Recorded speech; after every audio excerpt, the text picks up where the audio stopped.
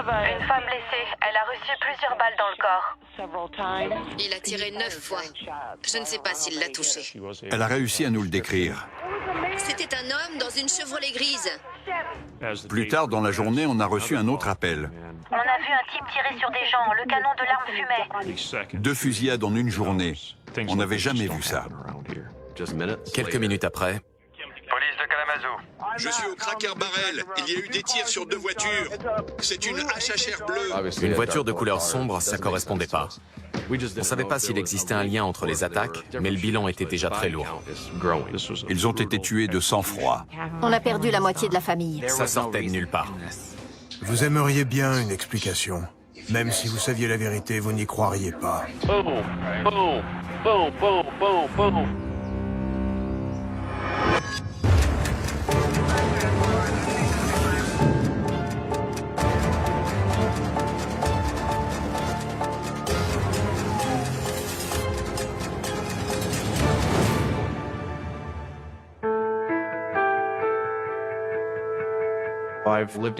J'ai vécu toute ma vie ici. Kalamazoo, c'est une petite ville de province. Tout le monde se connaît plus ou moins. C'est un endroit à mi-chemin entre la campagne et la vie citadine. J'habite dans la résidence Meadows. Il y a une bonne vie de quartier avec plein d'enfants. On a un terrain de jeu à 2 pas.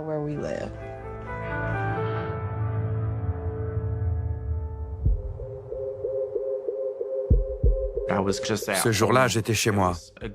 C'était samedi, je me reposais et tout à coup, j'ai entendu... On n'entend jamais de coups de feu dans le quartier. J'étais en train de cuisiner, sans me douter de rien, quand j'ai vu débouler ma fille Joy. Elle était suivie d'au moins 11 enfants complètement hystériques.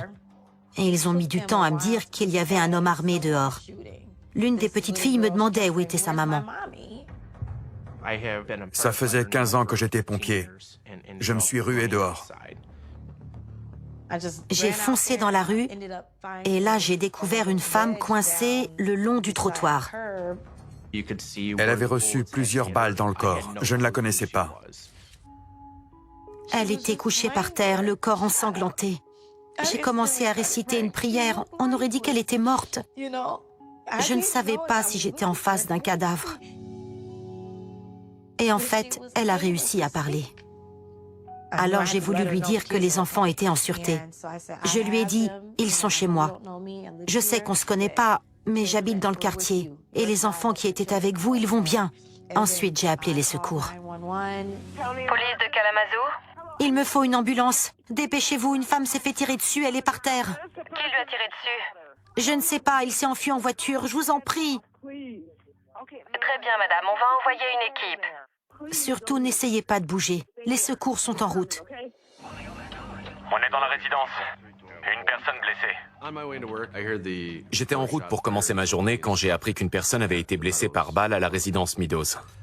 Je savais par expérience que beaucoup de familles avec enfants vivaient dans le quartier. Au début, j'ai cru qu'il s'agissait d'une simple dispute familiale, ou bien d'une bagarre qui avait mal tourné et qui n'avait pas encore été signalée. Nos agents ont commencé à recueillir des témoignages. La victime se promenait avec des enfants dans une zone sans voiture quand un homme est arrivé et a ouvert le feu sur elle. C'était un homme dans une Chevrolet grise. Un voisin nous a dit que la victime s'appelait Tiana Carothers et qu'elle avait 25 ans. Pendant que les urgentistes s'occupaient d'elle, elle a réussi à nous décrire le conducteur. Comptez 321. L'auteur des tirs aurait un visage potelé et des cheveux blonds rabattus sur le front. Il a un petit pistolet semi-automatique argenté. Il a tiré 9 fois. Je ne sais pas s'il l'a touché. On a lancé un avis de recherche public concernant la Chevrolet grise avec la description du conducteur. En même temps, on essayait de comprendre ce qui avait pu motiver l'agresseur. On n'avait pas l'ombre du début d'un indice. On était très nombreux sur place. Plusieurs adjoints et techniciens du bureau du shérif, des inspecteurs de police. On a effectué des prélèvements, on a interrogé des témoins, on a fait du porte-à-porte. Plus tard, dans la journée, on a reçu un autre appel. Police de Kalamazoo? On est sur la route 94. On passait près du concessionnaire Kia quand on a vu un type tirer sur des gens sur le parking. Là, il a son arme pointée sur 2 personnes par terre. Le canon de l'arme fumait. On a entendu les coups de feu. Très bien. On envoie une ambulance. Est-ce que vous avez remarqué autre chose? Par exemple, à quoi ressemblait l'individu? C'était un homme blanc avec beaucoup de cheveux. Gris clair ou blond. Kalamazoo, c'est une ville très tranquille. On n'a pas du tout l'habitude de violences en série. Alors, quand on nous a signalé 2 fusillades le même jour, c'était vraiment surprenant. Au début, on ignorait ce qu'il se passait chez le concessionnaire auto. Alors on avait envoyé une équipe d'intervention armée pour voir si l'agresseur tirait de loin ou bien s'il se trouvait encore sur place. Il y a peut-être d'autres victimes dans le coin. Il y a des cartouches partout. En arrivant sur le parking, j'ai vu des ambulanciers qui essayaient de réanimer un homme d'âge moyen et un adolescent couché par terre. Ils avaient l'air d'être père et fils. J'ai appris qu'un père et son fils avaient été abattus devant un concessionnaire de Stadium Drive. Quand je suis rentrée à la maison, mon mari Richard n'était pas là. J'ai senti mon cœur s'arrêter. Alors, j'ai appelé la police et j'ai voulu savoir si les victimes étaient Richard et Tyler Smith. Et l'agent m'a répondu oui.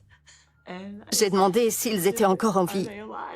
Et il a dit « Non, je suis désolé ».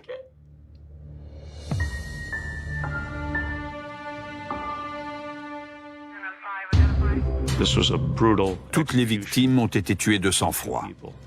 On avait eu 2 fusillades en une journée. On n'avait jamais vu ça.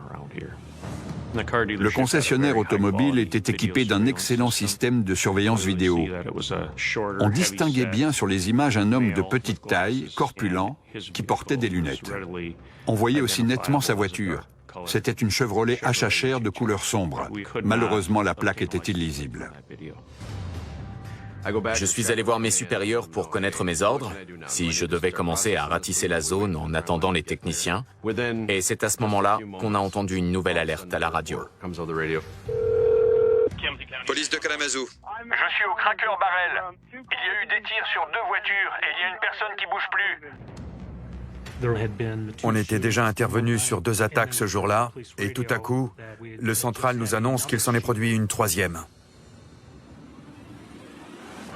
Il faut remorquer la voiture. On a d'abord inspecté une berline rouge qui portait des traces de balles.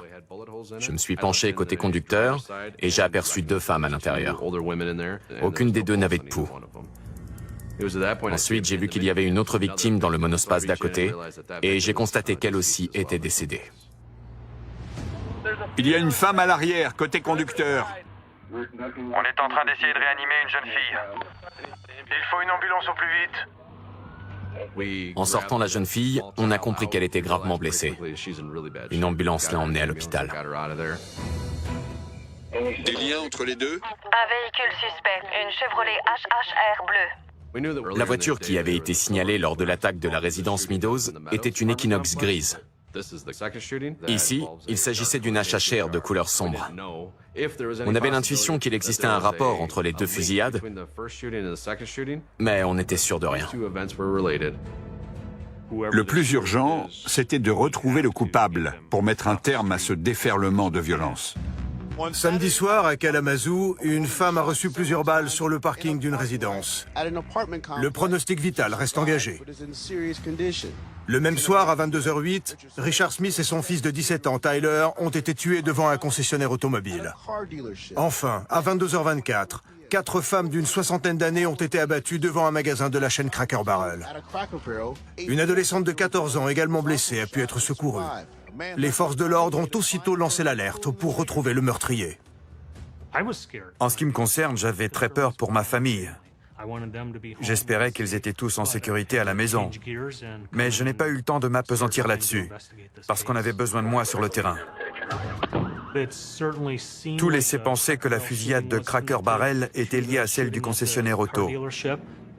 En revanche, on n'était pas sûr qu'il y ait un rapport avec la première attaque. Cela dit, on s'est vite rendu compte que la description du conducteur du Cracker Barrel et du concessionnaire correspondait à ce qu'on savait de l'homme armé dans la résidence. On est parti du principe qu'il s'agissait de la même personne. Il avait peut-être changé de véhicule après la première attaque. Si elles étaient là, On s'est lancé à la recherche d'éléments qui nous permettraient d'identifier le suspect et de mettre un terme au bain de sang. C'était un samedi soir. Il y avait pas mal de monde dans les rues. Ça faisait beaucoup de cibles potentielles. On avait un meurtrier en liberté qui avait déjà fait plusieurs victimes. Alors le mot d'ordre, c'était de l'arrêter avant qu'il ne fasse de mal à quelqu'un d'autre. On a lancé un avis de recherche pour une Chevrolet HHR noire. Je me suis mis en route et un sergent du bureau du shérif m'a dit « Je crois que je le tiens. » Il se dirige vers le nord, à la sortie de Kalamazoo. Ok, on l'interpelle. J'ai pris ma radio et je lui ai dit « Vas-y, je suis derrière toi ». S'il s'agissait de notre homme, on pouvait envisager plusieurs dénouements. Soit il s'enfuyait en voiture et on le poursuivait, soit il ouvrait le feu.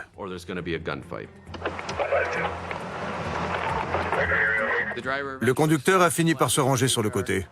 Sortez les mains par la fenêtre! L'adjoint du shérif a fait sortir l'homme de la voiture. Je suis resté en arrière. Les adjoints l'ont fait sortir et ils l'ont fouillé. Il a un pistolet. En le palpant, ils ont trouvé une arme sur lui. Un pistolet calibre 9 mm. 14 cartouches environ. C'est un semi-automatique. Compris. on avait retrouvé des douilles de cartouches sur les lieux des différentes attaques. Et c'était toutes des 9 mm, c'est-à-dire du même calibre que son arme. Cet homme correspondait à la description du tueur. Sa voiture était la même. On était quasi sûr que c'était lui. Lui n'a rien dit, il est resté planté là. Ça donnait froid dans le dos. On vient d'arrêter un suspect armé. On a vérifié la plaque et la voiture était enregistrée au nom de Jason Dalton. On a emmené le suspect au commissariat central de Kalamazoo et on l'a placé en garde à vue. Ce qui restait inquiétant, c'est qu'on n'avait toujours pas retrouvé la voiture grise signalée après la première attaque. On n'avait aucune preuve que cet homme était aussi responsable de la fusillade à la résidence.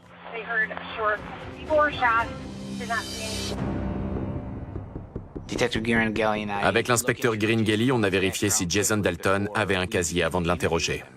On n'a rien trouvé qui pourrait expliquer les attaques. Retirez votre pull, s'il vous plaît. Ouais. Il portait un gilet pare-balles sous son pull. C'était plutôt surprenant. Ça laissait penser qu'il avait prémédité son coup et qu'il avait réfléchi avant de passer à l'acte.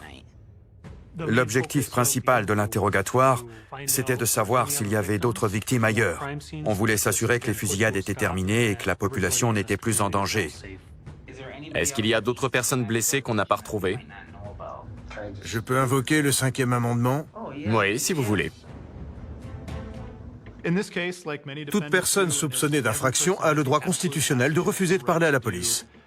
Et c'est ce droit que M. Dalton a voulu exercer, comme de nombreux accusés. L'inspecteur Mourian et moi, on a quitté la pièce pour faire le point avec nos collègues et nos supérieurs.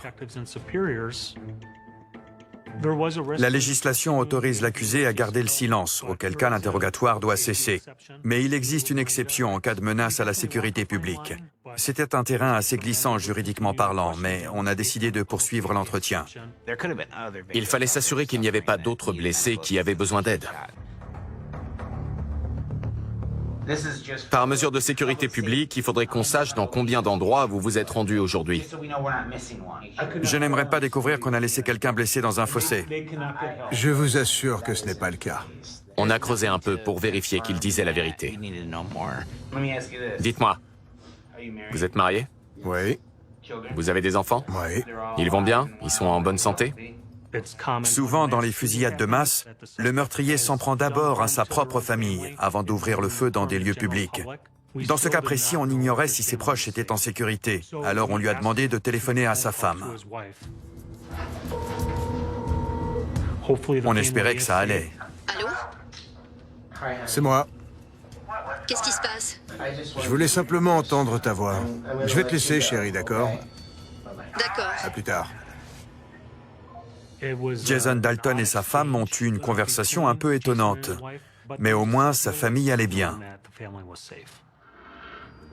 Après avoir raccroché, il a repris la même attitude qu'avant. Il refusait de nous fournir la moindre explication sur les violences dont on le soupçonnait. Tout ce qu'on savait, c'est qu'il avait l'air d'un type tout à fait normal. Il n'avait aucun antécédent judiciaire. On ne lui connaissait aucun trouble mental. Il n'avait jamais été sous traitement. Rien à signaler. On ne comprenait pas son mobile. Il devait bien y avoir une raison pour que ce père de famille sans histoire, avec un travail à plein temps, se mette à tirer sur des gens innocents dans la rue. C'était un véritable mystère. Je préférerais ne pas en parler. L'interrogatoire était plus ou moins dans l'impasse quand l'inspecteur Don McGee, du bureau du shérif, est arrivé pour nous annoncer qu'il connaissait le suspect. Il dirigeait un programme pour les jeunes au sein du bureau du shérif auquel participait le fils de Jason Dalton, alors on a décidé de le laisser entrer. Jason, Bonsoir. ça va? Bien, et vous? On tablait sur le fait que l'inspecteur McGee connaissait Jason Dalton pour essayer de le faire parler. Tout va bien? Ouais. Non, pas vraiment.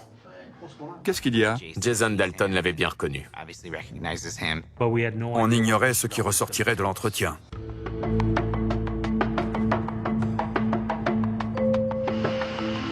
Les autorités de Kalamazoo ont annoncé l'arrestation d'un suspect dans l'affaire des fusillades.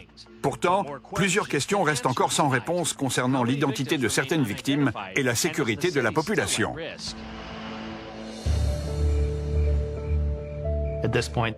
À ce stade de l'enquête, la police disposait de vidéos de Jason Dalton et de sa voiture près du concessionnaire automobile et du magasin Cracker Barrel. Elles n'étaient pas toutes de bonne qualité, mais on était pratiquement sûr de tenir le coupable. La présence de Jason Dalton dans cette salle devait nous permettre de vérifier qu'il n'y avait pas d'autres victimes, que les événements violents de la journée étaient bel et bien terminés et qu'il n'y avait plus de danger pour les habitants. Vous aimeriez bien une explication? Ça ne vous ressemble pas, tout ça? Non. Même si vous saviez la vérité, vous n'y croiriez pas. Ah bon? Ouais. On espérait qu'il allait enfin sortir de sa réserve pour nous expliquer ce qu'il s'était passé ce jour-là. J'ai reconnu le symbole du beurre. Vous pourriez me donner mon téléphone pour que je regarde? Je l'ai là. Je peux voir?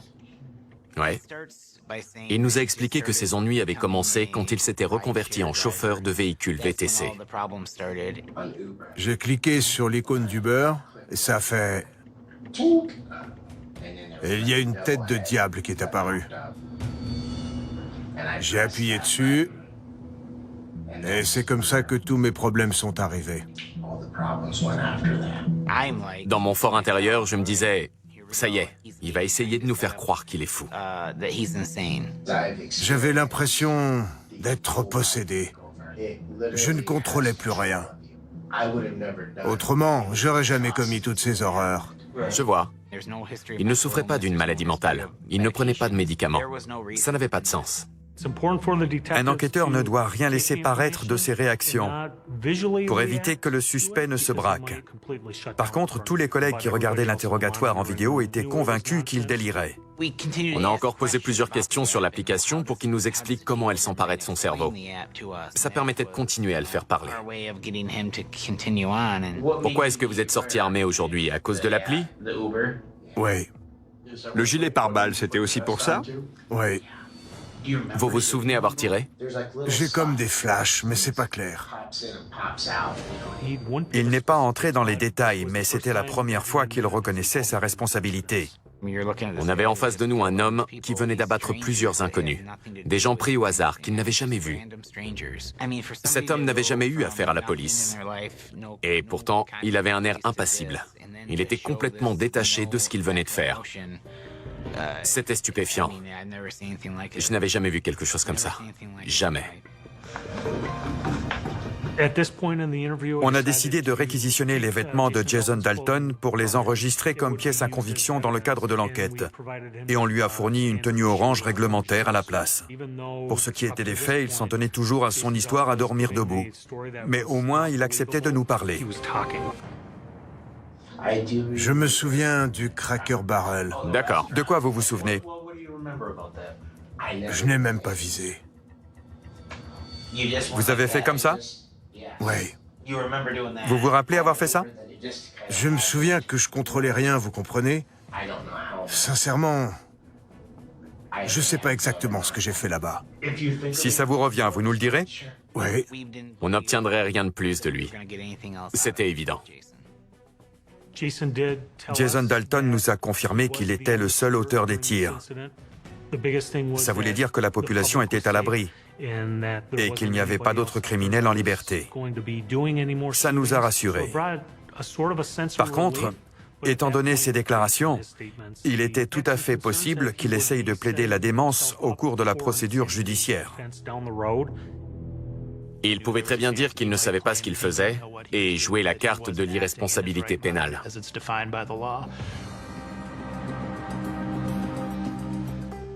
Il a été emmené à la prison du comté. Monsieur Dalton? Oui.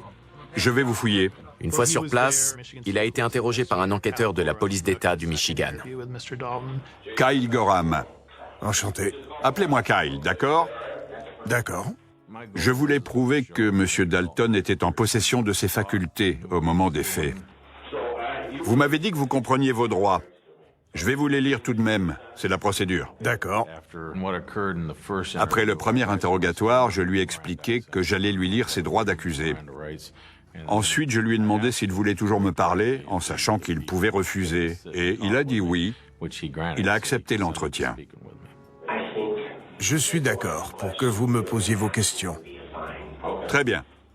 Ensuite, j'ai commencé à l'interroger. Bon, j'aimerais que vous m'expliquiez. Comment ça a commencé? Alors, je ne me suis pas attardé sur son mobile. Je ne voulais pas qu'il prenne la mouche. Ce que je cherchais à faire, c'était montrer qu'il n'était pas atteint de troubles mentaux et qu'il avait conscience de ses actes. j'avais l'impression de ne plus sentir aucune limite. C'est là que c'est devenu effrayant. Je suis descendu au sous-sol. C'est là que je garde mon arsenal. J'ai assemblé mes armes comme un robot. Il s'est muni d'un Glock 19 calibre 9 mm et il a repris son travail de chauffeur VTC. Je suis arrivé près d'une résidence. J'ai interpellé une femme et je lui ai demandé si elle s'appelait McKinney. Elle a dit non. C'est pourquoi? J'ai répondu que j'étais le chauffeur Uber. Je suis reparti et puis j'ai fait demi-tour. J'ai attrapé mon pistolet et après... j'ai reculé. Je me suis mis comme ça, c'était presque... Automatique? Oui, j'étais possédé. Et après... je suis sûr que je l'ai tuée. Elle n'aurait jamais pu survivre à ça. Il croyait que j'étais morte. Quelle horreur. Mais je m'en suis sortie. J'ai survécu. Vous avez tiré plusieurs fois? Je pense que j'ai dû vider tout mon chargeur sur elle. J'entends encore les coups de feu derrière moi. La première balle m'a touchée par derrière, dans le bras gauche. Ensuite, j'ai été touchée à la jambe droite et je suis tombée par terre. La troisième balle m'a touchée dans la jambe gauche. J'étais couchée, le visage contre le bitume. J'ai essayé de me glisser sous le pick-up qui était garé à côté, pendant qu'il continuait à tirer. Quand j'ai fini par comprendre qu'il n'allait pas s'arrêter, j'ai fait la morte. Et c'est là que j'ai pris une balle. Je l'ai senti rebondir à l'intérieur de mon ventre. La douleur était atroce. Je savais qu'il fallait que je me batte pour vivre. Je me répétais dans ma tête, je n'ai pas vu ma fille grandir, je n'ai pas voyagé. Je dois aller à la remise des diplômes de ma sœur. Je vais m'en tirer. Ce n'est pas aujourd'hui que je vais mourir.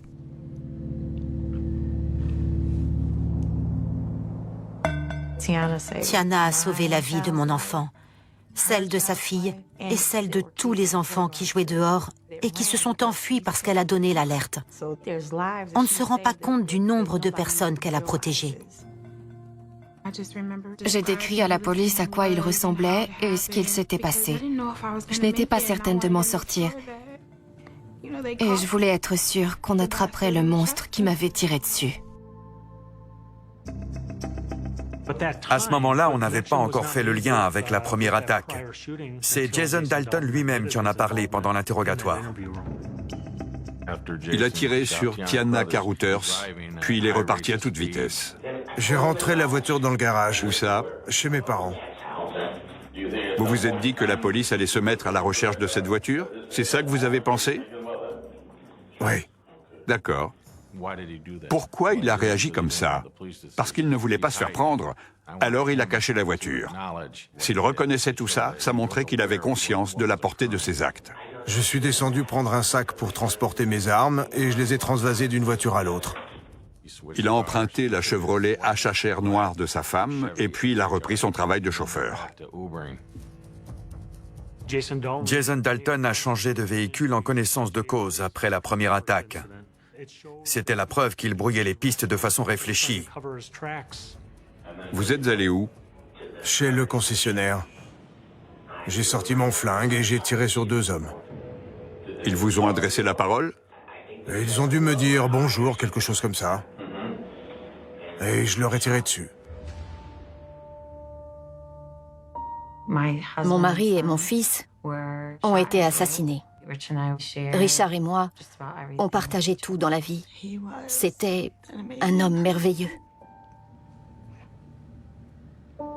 Tyler, c'était mon petit frère. Alors je lui donnais souvent des conseils. Il y avait un peu de rivalité entre nous, mais on savait qu'on pouvait compter l'un sur l'autre.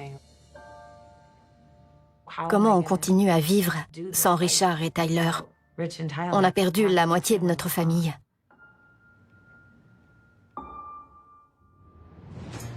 Après cette fusillade, Jason Dalton a poursuivi sa route jusqu'au Cracker Barrel, où a eu lieu la dernière attaque. Je suis descendu de voiture et je suis allé demander à une dame si elle pouvait me prêter $1.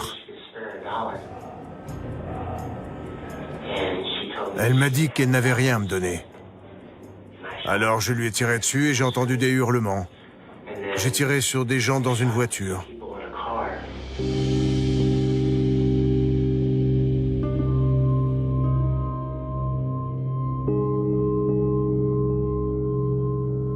Ensuite, je suis rentré chez moi.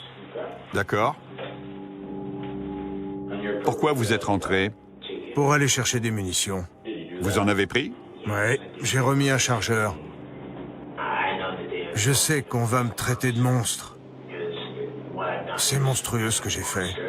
Ces déclarations avaient une grande valeur. D'abord, elles confirmaient qu'il était bien l'auteur des tirs. Ensuite, on avait cru qu'il pourrait plaider la démence. Mais ses entretiens avec l'inspecteur Gorham prouvaient qu'il ne s'agissait pas d'une période de folie passagère de quelques secondes. Les attaques s'étaient déroulées sur une période de 6 à 7 heures et dans l'intervalle, il s'était comporté normalement. Selon mon expérience, il ne pourrait pas plaider la démence. Le travail de la partie civile serait de faire en sorte qu'il ne soit plus jamais remis en liberté.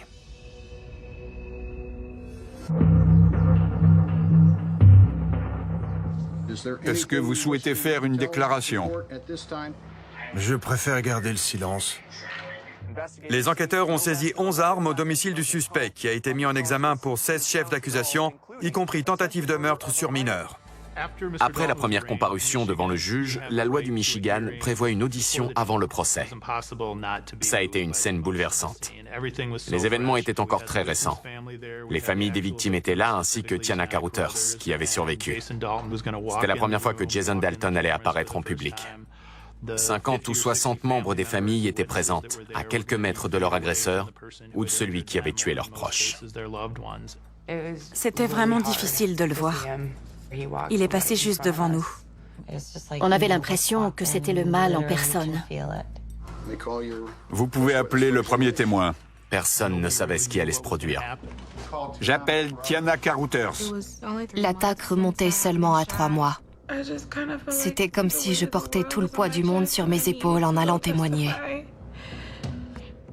C'était ma responsabilité de le faire pour moi et pour ceux qui étaient morts. On était inquiets pour Tiana, à cause de l'épreuve terrible qu'elle venait de traverser. Cet homme m'avait criblé de balles et très vite, j'ai dû lui faire face au tribunal. Madame, ça va aller? Attache-le! Attache-le! Attache-le! C'était insoutenable. On ne s'attendait pas à entendre sa voix. Encore moins la pauvre Tiana. Le juge a estimé que Jason Dalton avait perdu le droit d'assister au débat en personne et il a été ramené en prison. J'ai eu l'impression que quelque chose s'était brisé en moi. Tiana a été bouleversée, mais elle a réussi à se calmer et à reprendre le fil de son témoignage pour nous raconter avec courage ce qui lui était arrivé. Il n'arrêtait pas de me tirer dessus. J'ai essayé de bouger, mais j'étais paralysée. Je voulais me cacher sous la voiture. Avez-vous aperçu votre agresseur? Oui, je n'oublierai jamais son visage. Jamais. C'était comme se débattre dans un tourbillon d'émotions, mais je voulais qu'il soit condamné. Tiana a dit qu'elle faisait ça en mémoire de tous ceux qui n'étaient plus là et qu'il n'était pas question qu'elle le laisse s'en tirer. Tiana savait qu'elle allait revoir l'homme qui avait tout fait pour la tuer. Et elle y est allée quand même. Imaginez le courage que ça a demandé. Par chance, le juge a considéré qu'il existait suffisamment de preuves pour valider les 16 chefs d'accusation contre Jason Dalton.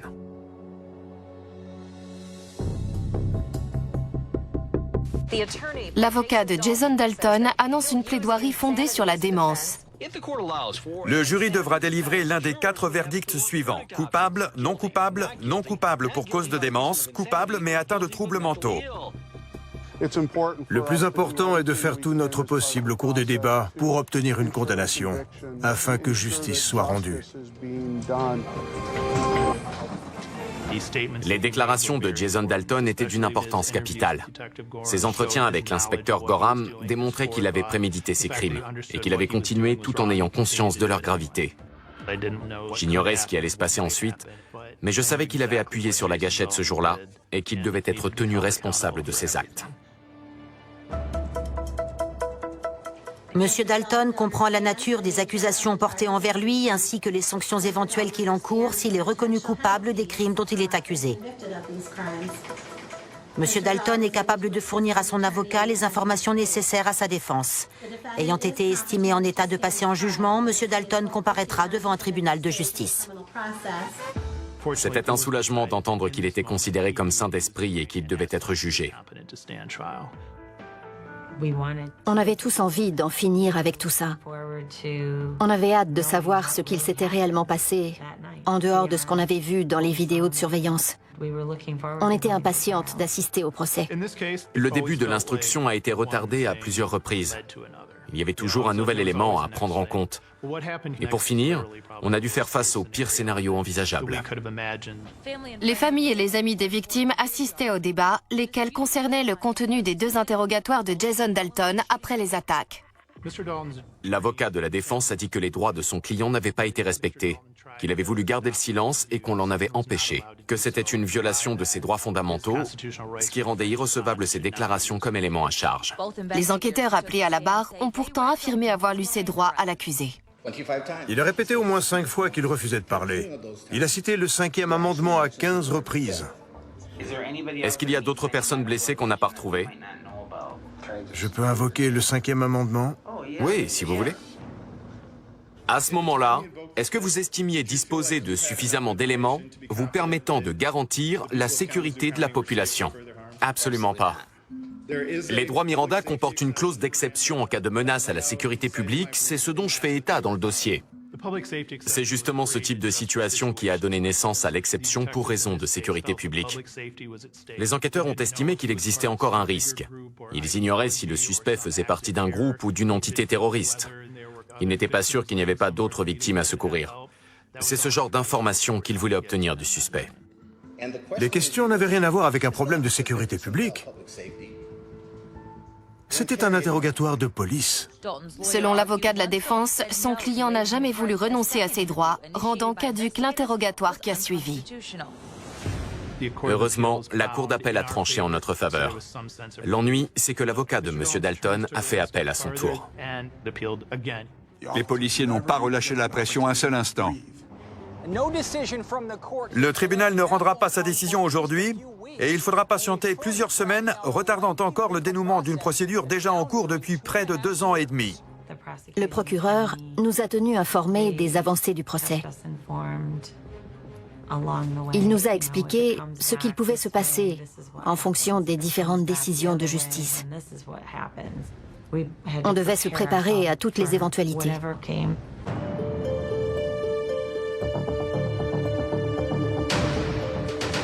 Nouveau coup de frein pour la justice. La Cour d'appel du Michigan a décidé que les déclarations préliminaires de Jason Dalton ne pourront pas être utilisées lors du procès.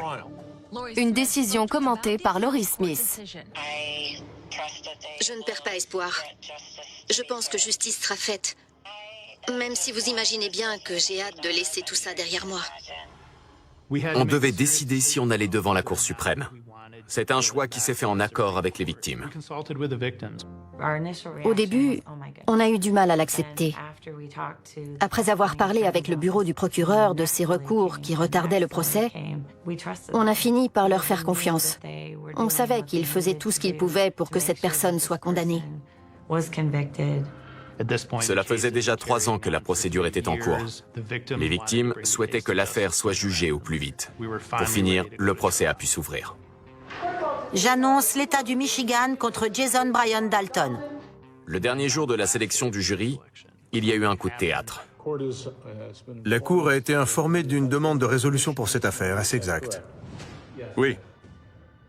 On est tous restés bouche bée. M. Dalton a informé son avocat qu'il désirait plaider coupable, ce qui pouvait mettre un terme au procès. Mon client ne veut pas imposer de procès à sa famille et à celle des victimes.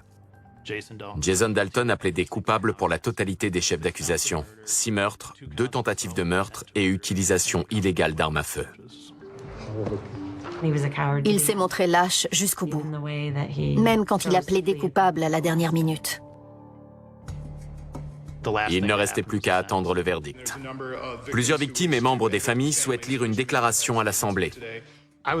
Pendant l'audience du verdict, j'ai eu la chance de me trouver à côté du pupitre où venaient s'exprimer les victimes. Ce qui m'a frappé, c'était leur présence et leur éloquence. Personne ne peut atténuer le choc des appels que mon frère et moi avons reçus le 20 février 2016. J'ai perdu la femme qui partageait ma vie depuis 41 ans.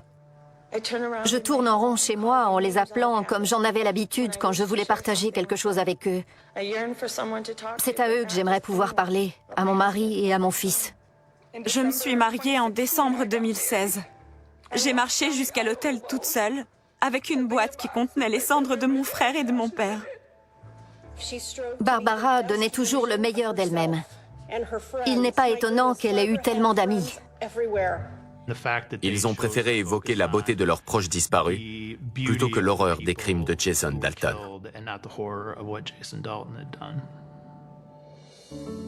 Je m'appelle Tiana Carruthers et j'ai survécu aux attaques de Jason Dalton. Tiana a enduré des épreuves indicibles. Et malgré tout, elle arrive encore à sourire, à nous inspirer, à se soucier des autres. C'est une héroïne. Je suis là aujourd'hui devant vous. Qu'est-ce que ça vous fait? Il croyait qu'il l'avait réduite à néant, alors qu'en fait, il l'avait rendue encore plus forte. Dans votre haine, je vois de la souffrance. Une souffrance aussi contagieuse que cette fureur qui vous hante et qui se propage comme un virus. Pour qui vous vous prenez? C'est tout ce que j'ai à dire. Ce jour-là, on a fait front contre lui. Il ne pouvait plus nous éliminer un par un. Monsieur Dalton, levez-vous. Une condamnation pour meurtre est passible de l'emprisonnement à perpétuité sans possibilité de libération conditionnelle. Est-ce que vous comprenez? Oui.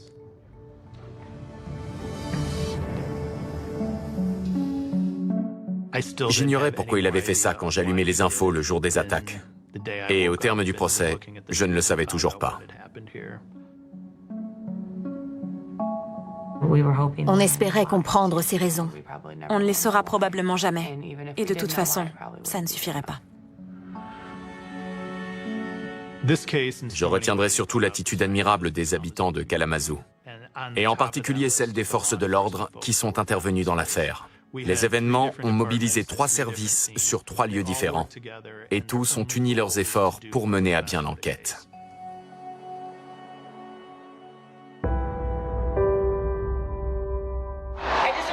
J'aimerais profiter de ce moment pour vous remercier tous chaleureusement de votre présence.